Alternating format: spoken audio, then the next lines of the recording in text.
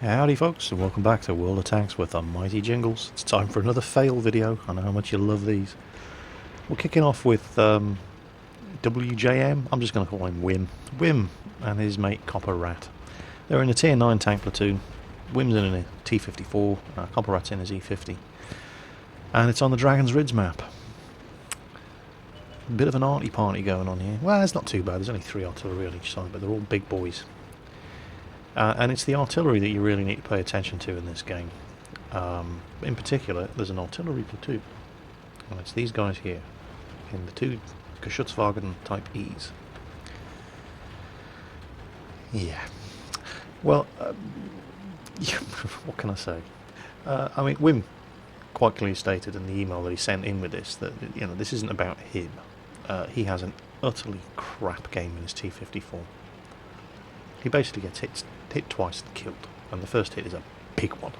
T54's got 1650 health. The first hit he takes does 1500 damage. I'm just going to speed things up to double speed. What you're going to see, I mean, we were lucky to capture it all. After he died, he was just clicking around, checking out various different viewpoints from various different friendly tanks in the game. It all starts quite well. And boom! There you go. GW Type E. Kills his gunner. Takes off 1500 health in one hit. And then an enemy E50 takes him out. So that's game over for Wim. And he's panning the camera around. Apologies for the slapshot nature of the view here. He's obviously bored, he's dead, he's just panning the camera around, finds his teammate. Copper Rat here in the E50, who his game isn't that much better, but that's not what we're watching this replay for. Here we go. Here's that artillery platoon. Can you guess what's going to happen? You know... How can you be that stupid? How? This is why artillery... It's one of the... Well, it's not why artillery repositions after every shot, but it's one of the reasons why artillery should reposition after every shot. So you'd find out that you'd I mean, what's he doing? Oh, God. Check chat. I'm sending that one to YouTube. Look out for that one on Bohemian Eagle. Yeah. You got your 15 minutes of fame right there, mate. That was just... Seriously. Dude. Watch what you're doing. And that is going to set the tone for the litany of fail that you're going to see in today's video. Here's one sent in by Chilita. He's in his T29. He's in a tier 5 medium tank platoon in a tier 7 encounter battle on El Haluf. T29 is I believe it was a Czechoslovakian tank designed for the Wehrmacht. Not a bad little tank, but it is only a tier 5 medium tank in a tier 7 game. This replay, I didn't know whether I should put it in the fail or the lol folder. But fail 1. Get a load of this. And I suppose the main star of this particular replay is the rock in the middle of the capture circle. Because that's what wins the game. Well, that and the just breathtaking stupidity of the enemy team. So they have a Panzer IV in the capture circle. And our platoon mate is about to get killed. And the Panzer IV is capping. Now you can stop the cap by getting somebody else into the capture circle. But that doesn't reset the cap. You have to do damage to the enemy tank to reset the cap. So the guys up on the hillside there are pummeling the crap out of this Panzer IV. Meanwhile there's a T-34 taking shots at us.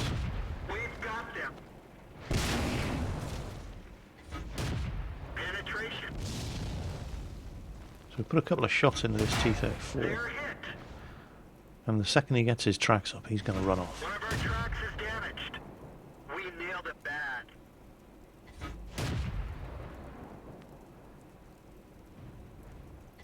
And off he goes. So we start capping. Now the thing about capping in an encounter game is that it's a very, very slow process. It's something, I don't know the exact figure, but it's a lot slower than capping in a standard battle. It takes forever. And the purpose of capping on El Haluf here, capping early, is not to cap and win. It's to force the hand of the enemy team. It gives them a time limit.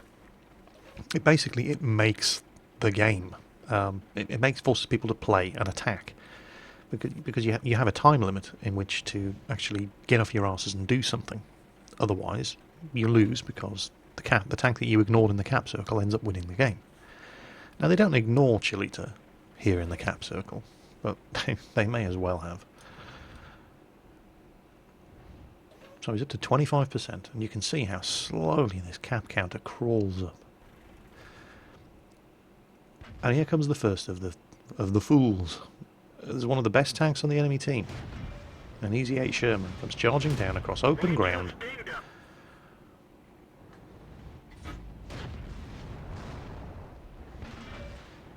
Now he only has to hit us once. He's stopped the cap, but he hasn't reset it. So he fires and does absolutely no damage. And the guys on the hill nail him. So we're now up to 35%. Now we need to watch it. Enemy tank destroyer up there, it's their tier 7, big guy. Now, you don't reset the cap on El Haluf by driving down across an open hill, one at a time, into the cap circle in front of all of these enemy guns.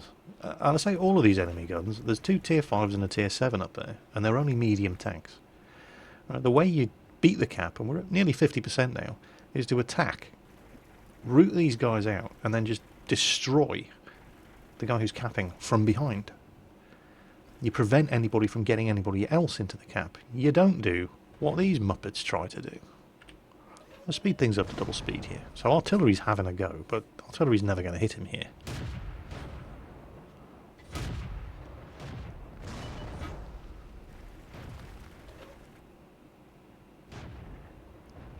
And here comes the Panther. And the guys on the ridge open up. Like that one went right through. The Panther bounces and dies. Next. More idiots to the circle of fail, please. Oh, yeah, here comes... Seriously? You're going to try doing this in an AC 46? Oh, he's not alone. All the tank destroyers are going for it. There's a Stug coming as well.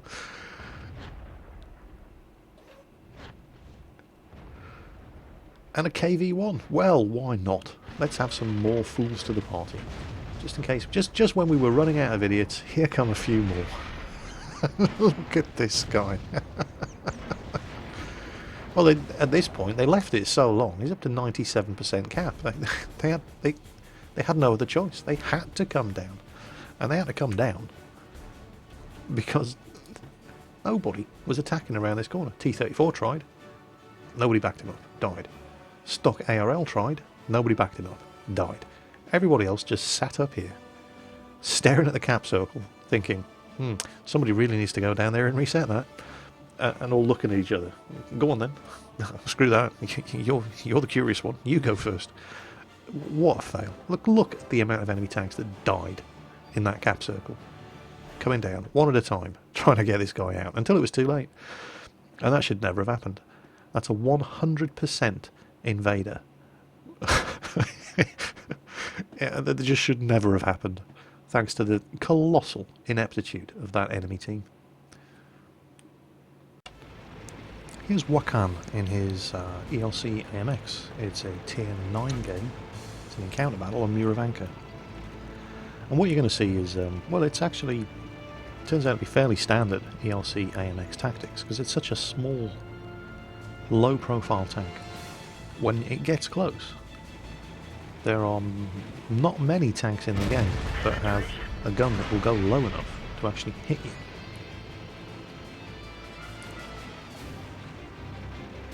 So he starts off scouting in the Magic Forest. And this isn't a particularly good game, but it's just the colossal derp moment on behalf of an...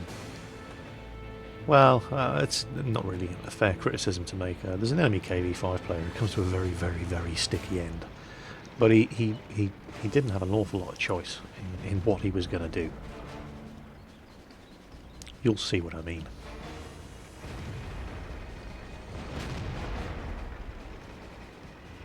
Track hit. Track hit. And there he is. KV5. He's the guy who just shot a tracks up. Didn't blow them off, fortunately, so we're able to maneuver and get the hell out of there.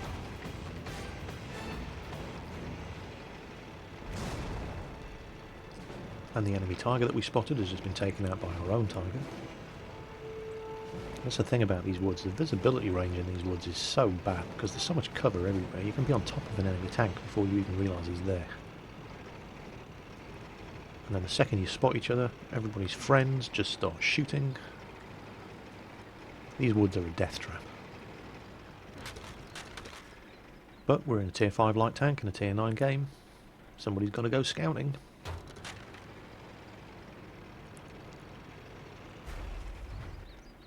Found ourselves a Jagdtiger.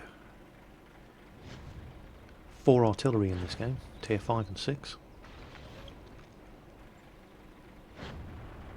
And artillery are the real heroes of this game. But you'll see what I mean. Patience, young Padawans. There we go. Oh, tiger moving up. Don't move, he hasn't seen us. Okay, let's go. Gun's pointing the other way. There's a lurver up there too. There's the KV5.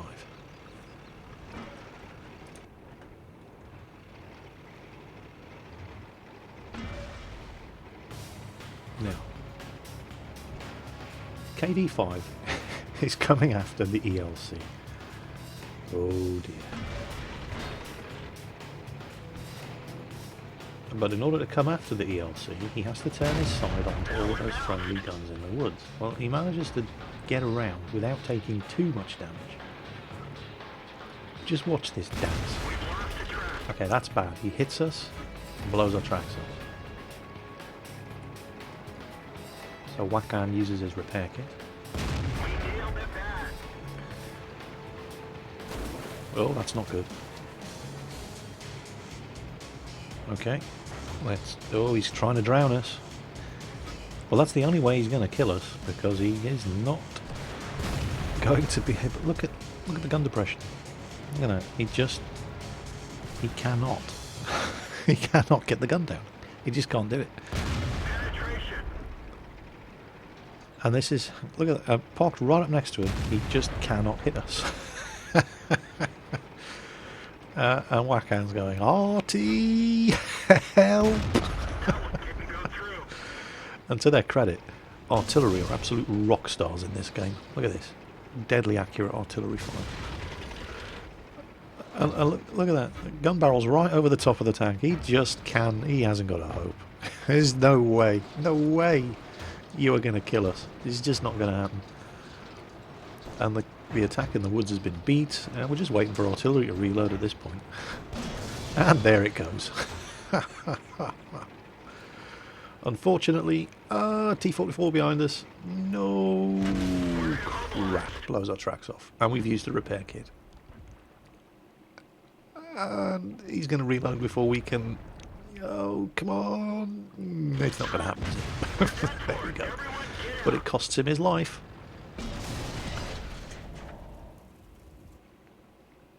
Thanks to some excellent rockstar artillery work. So yeah, that was the ELC AMX doing what the ELC AMX does so incredibly funnily to big, slow, heavy tanks, assisted by some absolute rockstar artillery. So well played to all concerned. Well, the previous clip was just sort of setting the scene for you. Just showing you how, I mean, it's pure trolling, but that's the way ELCs work when they come across heavy tanks. That's how they kill them, and they kill them with ease. As long as those heavy tanks have got no friends with them, you just park up right next to them, take your shot, park alongside them, watch them frantically try to lower their gun low enough to hit you, watch them fail, reload your gun, reverse, pop another shot in their arse, and then drive up and park yourself onto their side again, and repeat the process until they are dead. And it works. And you can get away with it in this tank because it's so low profile. It's fairly standard ELC driver tactics. Another thing that you can take advantage of is very, very, very small dips in the terrain when you're driving a tank this small. You see that road embankment to our left? There we go. Now the guy that shot at us can't see us anymore. There's just small variations in the terrain like that that you can take advantage of in this tank that you really can't in any other. And, oh, T29. Right, let's move. So there was nothing down here. No enemy tanks attacking up this side either. But nothing here for us to really get involved with. And yeah, we could have gone for that T29, but it's got too much support. There are too many enemy tanks over there in the middle of the field. So instead, Marcel here. Did I forget to mention that? This is Marcel Davis, by the way, driving his ELC AMX. And he doesn't have an especially good game. In fact, it's a pretty poor game. He gets lucky a few times, but that's not the point. That's not why we're watching this one. Gets a nasty surprise coming around this corner. He's trying to figure out the best way to take these guys out, and oh crap, a T29 AT, which blows his tracks off. And you don't hang around in front of one of those things when you have a repair kit. So he uses his repair kit, and he can't go to the left because there's all sorts of enemy mediums there. T25 fires and misses with his second shot, and he gets away. So he's had a bit of luck. Been shot at 3 times, and all it's cost him is a repair kit.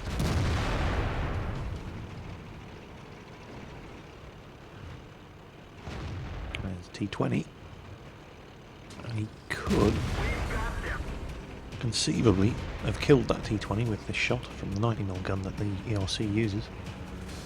But low damage roll, T20 gets away with it. But you don't stop, you don't hang around. You keep moving. Now, who's he going to go for? T25 AT around that other corner, facing the other way. And there's also a Panzer IV. Oh, there's a medium on his right. Keep going, get out of line of sight. T25 is going for the VK3601. He zips past him, he's going for the Panzer IV. Panzer IV is screwed and he knows it. There's that Easy 8 who was threatening his right flank, which is why he kept going through the town square. And now here comes the moment of epic fail. It's that T29. Watch this. So he's trying to get around the T29. T29 fires and pause the game. Now the last thing you want to do if you're in a big heavy tank with a big tall turret and a high mounted gun is get close to an ELC AMX, because you can't hit them. You know, they're too low. They're too low profile for you to be able to get the gun depression down far enough. Even in an American tank, if they're right up next to you, you just cannot hit these little buggers. So the T29 has fired. He's blown off our tracks.